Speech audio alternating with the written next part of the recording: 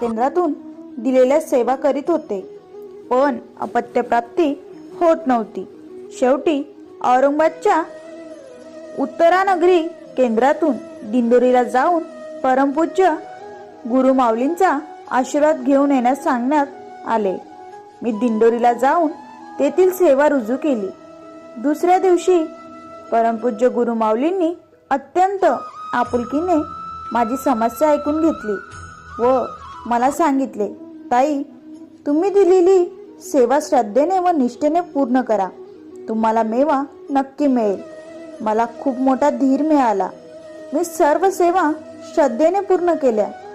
दिलेल्या सेवेपेक्षा कितीतरी पटीने अधिक सेवा केल्या.